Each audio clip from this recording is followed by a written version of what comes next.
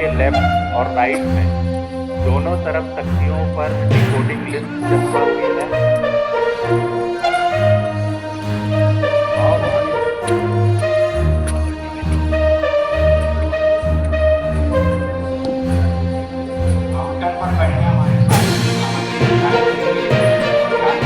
पता नहीं है कि अच्छे से समझ बाकी सारे कर रहे हैं। आपके पास अधिकारी और मतदान अधिकारी